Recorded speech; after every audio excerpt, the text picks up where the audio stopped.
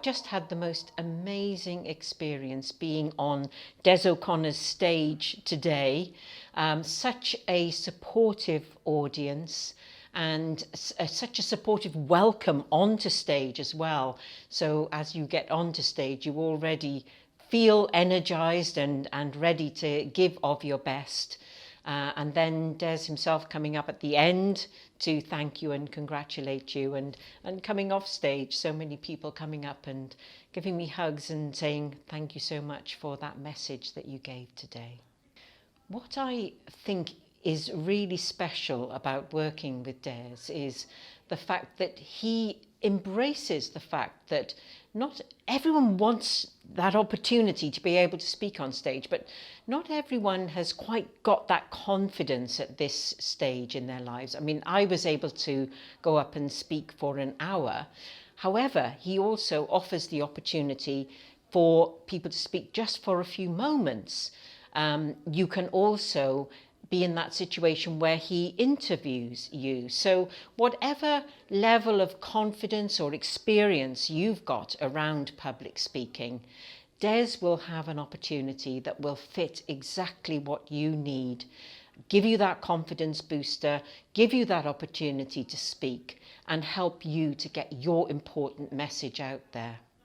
Yes, you know, Des is somebody that's just really warm and open and friendly. He's very embracing in the way that he greets you. He also, I think, for me, what was important was that, you know, he offers a package which he really delivers on, which gives you support around helping you to market your message, giving you that opportunity to perhaps get on and do a Facebook Live. And again, he's there to support you with all of that. So whatever it is that you feel, well, you know what, I could really do with help and support in that area, he's got an answer. He's got the solution, which will really help with whatever is the sticking point perhaps for you, or something you need to get even better at.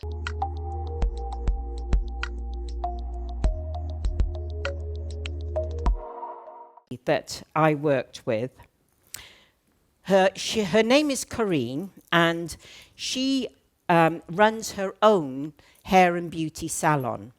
So she's a confident lady. She's a lady that you know, she's entrepreneurial in spirit, but she had a big problem because there was a member of her staff, one of the young ladies that worked for her, who was causing her serious problems. See, what was happening was this young lady, we'll call her Sarah. Sarah was on a regular basis arriving late for work. And Corinne would say to her, look, you know, Sarah, what's going on here? Why are you constantly being late? And every time that Corinne sat to speak with Sarah, what was tending to happen was Sarah would then burst into tears. And then Corinne felt sorry for her, and she burst into tears as well. And as a result of that, Sarah continued to run this same pattern of behavior. So when Corinne and I sat together, we started talking through what were the patterns that Sarah was running here. You see, when Sarah burst into tears, what was the result of that? Sarah got away with it. Nothing happened. There was no impact to that. And when Corinne got that realization, she was, oh my goodness, yes. Sarah's, it feels like a minor thing, but Sarah's behavior was being manipulative. And the problem for Corinne was it completely got inside her head. She couldn't sleep. She lost her appetite. She couldn't think straight.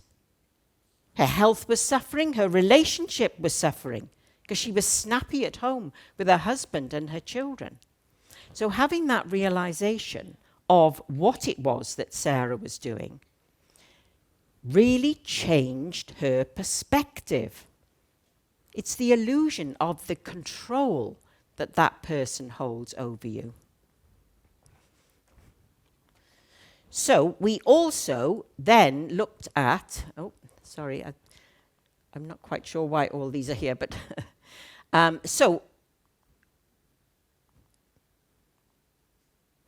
let me go back. We also talked about a strategy.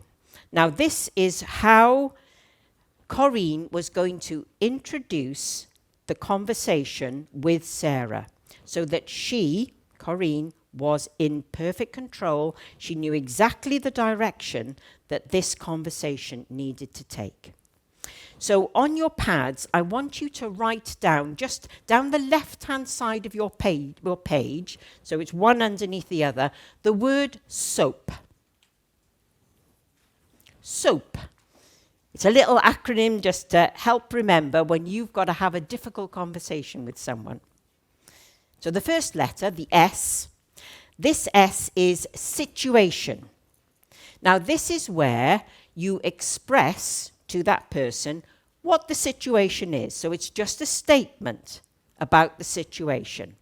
So in Corinne's case, it would be, Sarah, I've noticed that you are coming in late on a regular basis. Then the next letter is the O, and this is where you talk about either your observation around the situation or potentially your objection around the situation.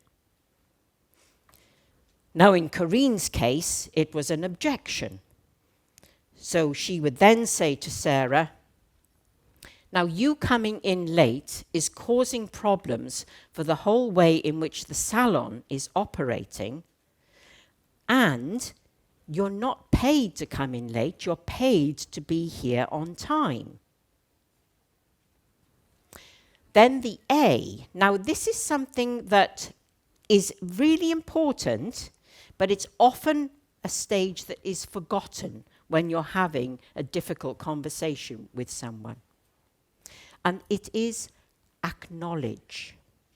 Now, what do I mean by that? By acknowledge, what I mean is that you acknowledge what that other person might be thinking or feeling at this time. Now, why is that important? Because once you've acknowledged how they might be thinking or feeling, they can't use that as the first thing that they come back at you at around this.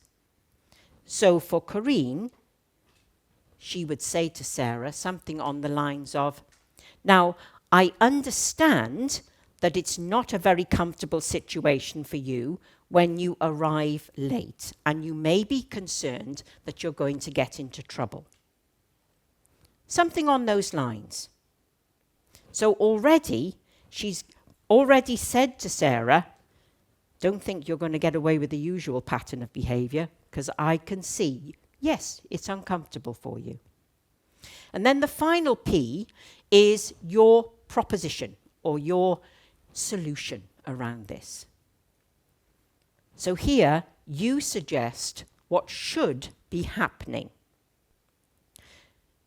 So she then would say to Sarah something on the lines of, now I suggest that you set your alarm clock a little bit earlier so that you make sure that you are coming into work on time every day, and then you will not be feeling uncomfortable, you will not be concerned that you will be getting into trouble, and I will be much happier paying you as a member of my staff.